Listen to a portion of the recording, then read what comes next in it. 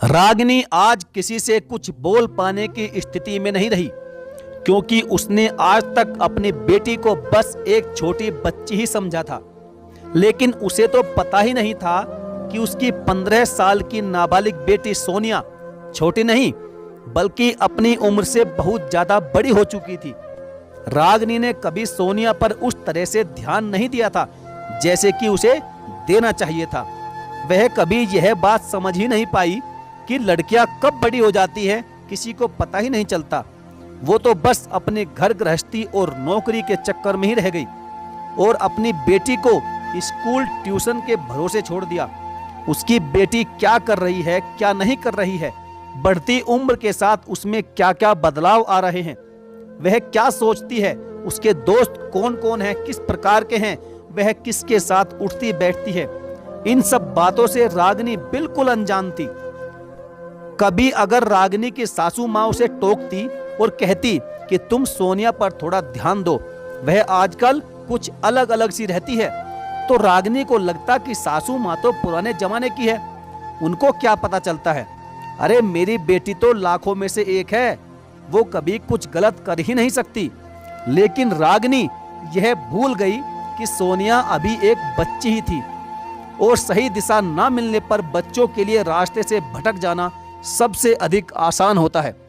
आज सोनिया की करतूत से रागिनी के होश उड़ गए थे। वह अपने आप को यकीन ही नहीं दिला पा रही थी कि उसकी बेटी उसी की नाक के नीचे इतना कुछ करती रही और उसे भनक तक भी नहीं लगी। दरअसल आज रागिनी ने करवा चौथ व्रत के लिए अपने ऑफिस से छुट्टी ली थी।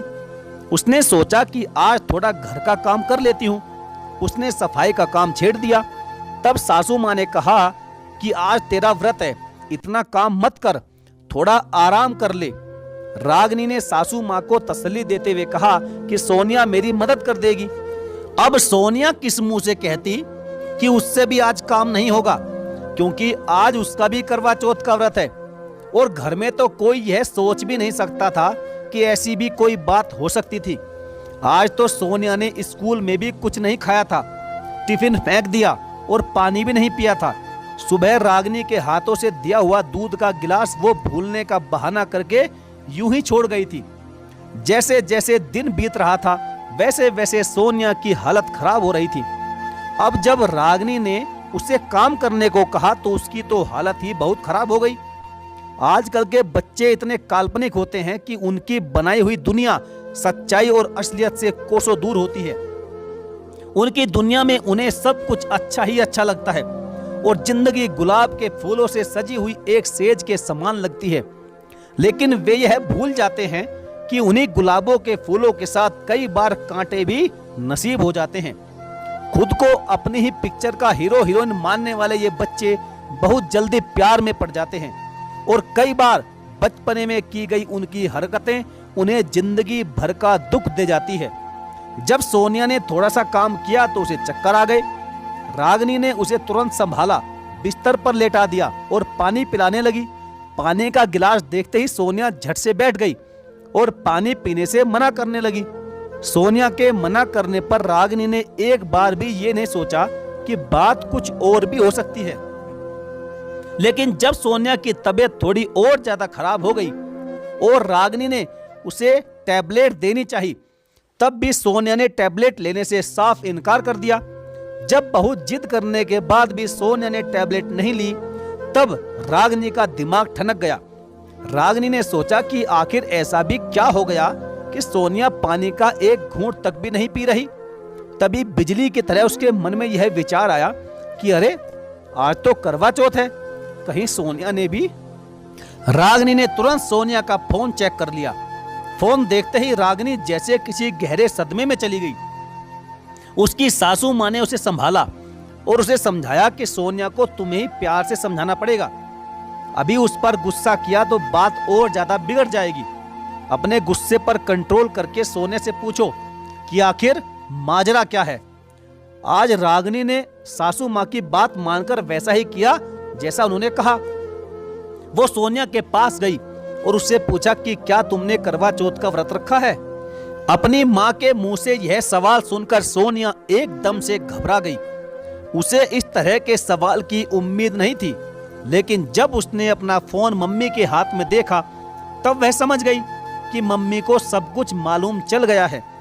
उन्हें पता चल गया है कि मैंने रोहित के लिए करवा चौथ का व्रत रखा है। सोनिया को बहुत अफसोस हो रहा था कि वह रोहित के साथ की हुई चैट डिलीट करना भूल गई थी। अब झूठ बोलने का कोई भी फायदा नहीं है। वह बुरी तरह सहम गई। लेकिन रागिनी ने बहुत ही प्यार से उससे पूछा कि सोनिया, अब मुझसे कुछ मत छुपाना। क्या रिश्ता है तुम्हारा रोहित से, और ये सब कब से चल रहा है?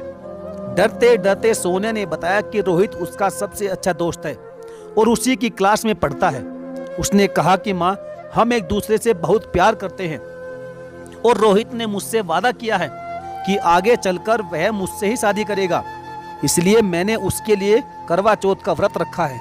अपनी नाबालिग बेटी को इस तरह से प्यार मोहब्बत और शादी की बातें करती देख रागिनी का दिल दहल उठा। सोनिया का एक एक शब्द रागिनी के मन पर तलवार की तरह घाव कर रहा था। लेकिन रागिनी को अभी सब्र की जरूरत थी। उसने अपने गुस्से पर कंट्रोल रखा हुआ था। आज उसे अपनी परवरिश पर शर्म आ रही थी और सोनिया से भी ज्यादा उसे अपनी गलती का एहसास हो रहा था। आज उसने ठान लिया था कि वह अब सोनिया की दोस्त बनकर उसे इस चक्कर से निकालेगी। उसने सबसे पहले सोनिया को समझाया कि बेटा, आज तेरी तबीयत खराब है, इसलिए तू व्रत छोड़ दे, वरना सबको पता चल जाएगा और तेरी बदनामी हो जाएगी कि कुंवारी लड़की ने करवा चौथ का व्रत किया। तब यह बात सोनिया को थोड़ी सही लगी और उसने कुछ खाकर टैबलेट ले ली। सोनिया सो गई और इधर रागिनी ने सोनिया की सहेली से ये पता लगवा लिया कि रोहित कहाँ रहता था। रोहित के घर पहुंचने पर रागिनी ने देखा कि बाहर सीढ़ियों पर बैठा हुआ रोहित बड़े ही आराम से पेस्ट्री खा रहा था और अपने दोस्तों के साथ मौज मस्ती कर रहा था। उसे देखते ही रागिनी सोचने लगी कि कितना धूर्त और मक्कार है ये लड़का। मेरी बेटी को बहला फुसला रहा था कि इसने भी व्रत रखा है। वह सोचने लगी कि लड़कियां तो वैसे भी भावुक होती है, उन्हें कोई भी बहला फुसलाकर पागल बना सकता है। मेरी बेटी भी उन्हीं में से एक है। रागिनी ने तुरंत रोहित की मम्मी को पूरा सच बता दिया और रोहित की मम्मी ने रागिनी की पूरी मदद की, क्योंकि उन्हें भी अपने बेटे की सच्चाई जानकर हैरानी हो रही थी और वह उसे सही रास्ते पर लाना चाहती थी। रोहित की मम्मी ने रागिनी के हाथों में रोहित का फोन थमा दिया। रोहित उन ओवर स्मार्ट लड़कों में से एक था जो सोचते हैं कि उनका फोन तो कभी कोई चेक कर ही नहीं सकता, इसलिए उसने कई लड़कियों से की गई चैट भी अपने फोन में सेव कर रखी थी और डिलीट नहीं की थी। बस यही रागिनी के लिए सहारा बना अपनी बेटी के सामने सच्चाई लाने का और इस धोखेबाज के चंगुल से अपनी बेटी को बचाने का। रागिनी ने तुरंत सारी चैट अपने फोन में ले ली और रोहित की मम्मी ने रागिनी से वादा किया कि वह अपने बेटे की अकल ठिकाने ला देगी। जब रागिनी घर पहुंची तो उसने देखा कि सोनिया ने रो रो कर अपनी आंखें सुजा ली थी। रागिनी ने सोनिया के सामने रोहित की सच्चाई रख दी। एक बार के लिए तो सोनिया को अपनी मां की बातों पर यकीन ही नहीं हुआ, लेकिन जब रागिनी ने उसे रोहित की सारी चैट दिखाई और उसी चैट में सोनिया से की हुई चैट भी शामिल थी, तो सोनिया को न चाहते हुए भी यकीन करना पड़ा। इस सब के बीच रागिनी को सिर्फ एक बात की तसल्ली थी कि रोहित और सोनिया में कोई भी गलत संबंध नहीं बने थे।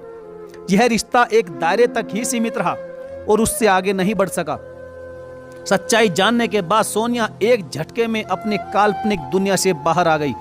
वह बहुत दुखी हुई और खूब रोई। उसे इस बात का भी पछतावा हो रहा था कि उसकी नादानी और उसकी गलती के कारण उसकी मां को कितना दुख हुआ होगा। उसे एहसास हुआ कि एक धोखेबाज लड़के के चक्कर में उसने अपने माँ बाप को धोखा देकर कितनी बड़ी गलती कर दी। वो सही में कितनी गलत दिशा में जा रही थी। पढ़ने की उम्र में शादी ब्याह के सपने देखने लगी थी। आज सोनिया एक बात समझ चुकी थी कि दुनिया में उसकी माँ से ज्यादा सच्चा प्यार उसे कोई नहीं कर सकता।